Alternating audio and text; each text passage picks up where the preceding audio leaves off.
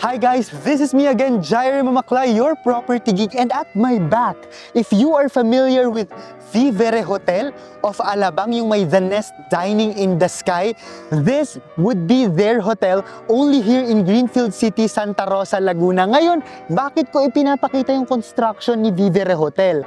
Dahil hotel is one of the best landmarks para malaman at masabi mo na nakapag-invest ka ng maganda sa property if very accessible at malapit ka sa hotel.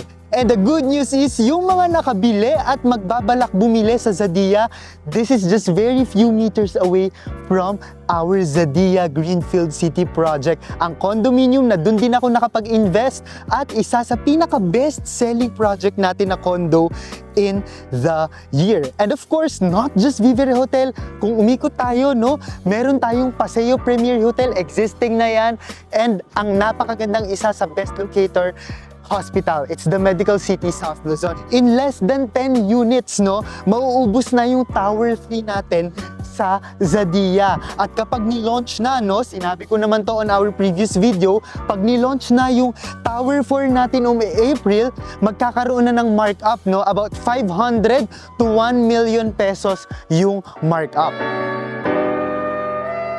So nandito ako sa isang side, no, ni Vivere Hotel dito sa Santa Rosa City, Laguna. Kapag nag-turn tayo ng ganito, oh, ito ni agad si Zadia.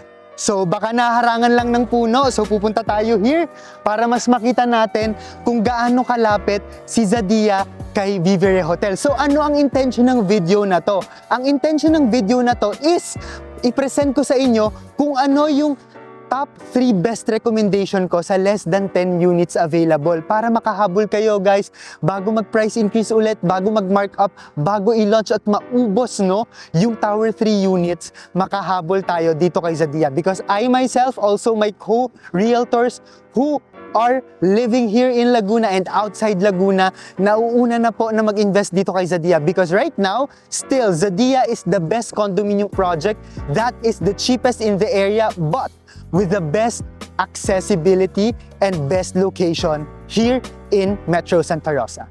So we are here, no, sa Greenfield City area. Nagdadrive tayo ngayon guys. Gusto ko lang ipakita, no, kitang-kita nyo sa camera na talagang magkatabi lang talaga si Vivere Hotel tsaka si Zadia condominium project natin at this angle. Para at least mas ma-familiarize kayo, no, dito sa area. On our right nga, nandito na si The Medical City South Luzon at tsaka si Paseo Premier Hotel. So nagdadrive tayo ngayon as in nandito lang talaga tayo sa road network na to ni Greenfield City. So nandito na tayo, no, in front of Vivere Hotel. Tapos sa dinadaanan natin ngayon, magra-right side lang tayo. Actually, this is walking distance nga sa future. Mukha lang talaga siyang technically parang ang layo sa isa't isa kahit sobrang lapit naman dahil wala pang mga nakatayo sa mga katabi niyang lote, no, na part of Greenfield Business District. So again, ito na agad, no, si Zadia. Yung nakikita niyong may crane, that is already Zadia Tower 3. So pasukan natin, no, yung Zadia. Punta tayo sa unit ko and from my unit, dun ko i-discuss yung suggested ko, no, na or recommended ko na natitirang units, no, na available as of the moment. So pasok tayo ngayon dito kay Zadia. Excited ako kasi lagi naman, no, kailan natin masasabi na best talaga na bumili ng property. Yung kapag yung building mo is hindi pa talaga nata-turnoveran, wala ka pang nakikita. Kasi papalo talaga, no, yung price increase ng mga properties or units there kapag nagta-turnover na. So kapag nakahabol kayo sa less than 10 units ni Zadia, after that, no, pag naubos, palo na agad ang presyo niyan or magpa-price increase na agad. So paalam lang ako dito sa guard. So bago tayo pumunta sa unit ko, no, at i-discuss yung recommended units na natitira sa Tower 3, kita nyo, no, ibibigyan ko kayo ng update kung ano nangyayari sa Tower 3, yung mga nakabili at yung bibili ngayon. On their 15th floor na, so 3 floors na lang magta-top off na itong Zadia Tower 3. Actually, itong second floor, ginagawa na yung balcony niya. So, ang bilis guys, no? Kaya, even if naka 33 months to pay down payment kayo, which is standard naman, no? Kapag bumili kayo ng unit sa Tower 3, if after 33 months, siguro mga 2027 yan from now, mauuna matapos itong building kasi ang target completion date nito would be on 2025 already. So, that would be next year. So, if gusto nyo na ma-turn over agad yung unit nyo, you have the power na, for example, sa ika-20th month nyo, tapos na yung building, yung 21st to 33rd month, i-accelerate nyo, bayaran nyo yung balance ng down payment nyo one time, and yung maiiwan nyo na 80% balance sa dulo, pwede nyong i-loan agad sa bangko, no, or i-pay in cash para at least, no, ma-turn over na sa inyo agad yung property. So, that's your option only. Pero if gusto nyong i-maximize yung time nyo na naka 33 months to pay down payment kayo, pwede pa rin naman. So, tara, punta na tayo sa unit ko.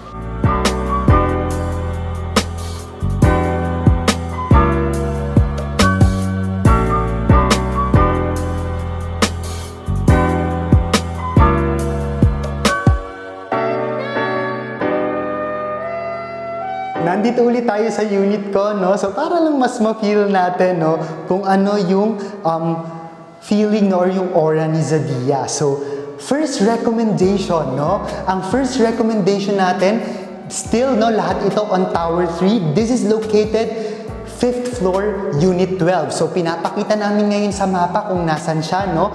In the map, no, facing outside siya, no? Ano yung advantage ng unit na to? Ang advantage ng unit nito, since this is facing outside, you are also facing east, no? Morning sun dito, yung side na ito. And at the moment, no, marami na pong nauubos ngayon, or technically, nag-reopen na nga lang ito na unit.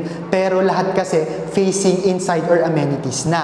Ang total contract price nito, no, again, 5th floor, Unit 12, studio unit, is at 4,698,583.04, including the VAT and the miscellaneous fees. So, all in na po, lahat-lahat na po ito.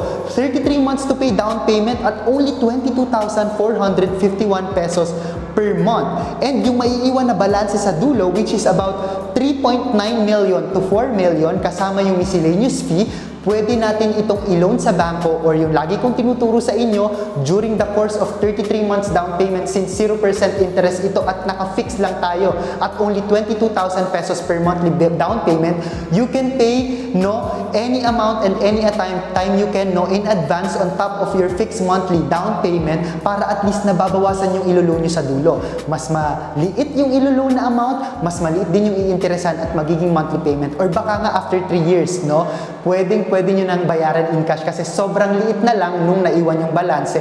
O kaya, no, baka mamaya kakaipon nyo, pwede kayo mag-balloon payment kung ayaw nyo mag-advance payment anytime and any amount you can from time to time. Ipon lang kayo from your savings account, and then sa dulo ng down payment nyo, i-pay nyo siya in cash kasi after 3 years pa naman, maraming pwedeng mangyari. Now, our second recommended unit is at 5th floor, Unit 18. So, kung yung kanina is nakapwesto siya, no, outside, ito, facing amenities. So, nakikita nyo ngayon, no, naka-arrow na rin kung saan yung pwesto niya. And since nasa 5th floor lang siya, you will be enjoying that open space view or the greenery view. So, nakikita nyo, no, ang maganda kasi, kapag facing amenity, nasa lower area kayo para mas makikita nyo kung ano yung happening sa baba, no?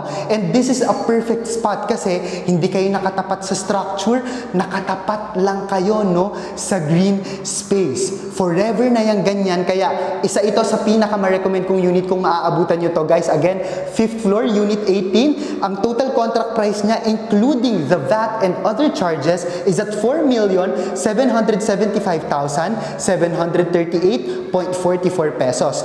Ang magiging monthly down payment nyo lang, no, for 33 months is at 20,137.80. Again, only 20,000 pesos, 137 and 80 centavos, no, for 33 months. Yung balance, pwedeng i-loan sa bank or i-pay in cash. Again, 5th floor, Unit 18, facing amenities, you will be enjoying the view of an open space. For our third recommendation, yung mga gusto sa mga highest floor, no, or yung mga matataas na floor, we have available unit second to the highest floor ito, guys. 17th floor, Unit 7, and as you can see, no, dito sa pina-flash namin, facing outside siya. So, ang ganda ng view actually, facing Laguna Bay view. Ngayon, tatanungin niyo ako, Jaire, paano kapag natayuan ng another building sa tapat? Well, that is out of our control. But ang maganda naman, kapag facing outside, kung hindi naman siya tatayuan ng mataas na building,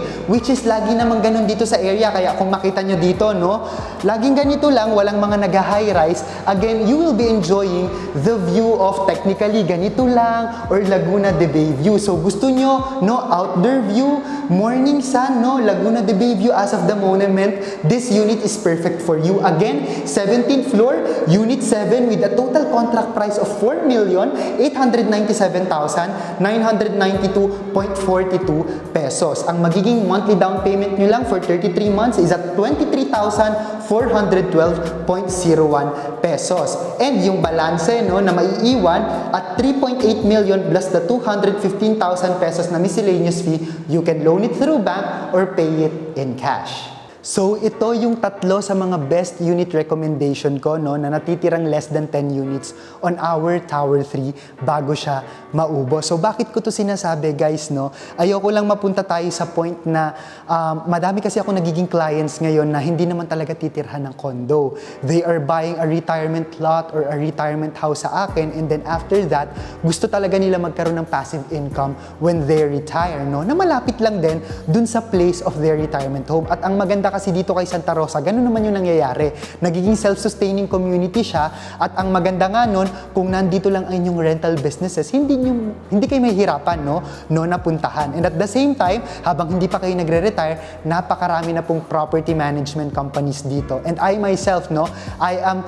handling a personal property management sa mga existing clients ko ngayon. Kaya huwag kayong mag-alala, meron talaga kayong magiging passive income in the future. At ang maganda, no, since nauuna tayo, no, na-enjoy talaga natin na makalock in ng price. Imagine, mag-reserve lang kayo sa less than 10 units ng Tower 3. Pag nilaunch yung Tower 4, may markup na agad na 500,000 to 1 million pesos. So, yun lang lagi, no? We just need to balance the time, no? And kung ano yung capability natin ngayon, if we are ready naman, no, why not try on our real estate investment? So if you want to inquire sa natitira nating units kay Zadia, no, be my neighbor or isa ka, no, sa magiging rental business owner dito sa Zadia, feel free to inquire on my iMessage, Viber, WhatsApp, and my local Philippine number.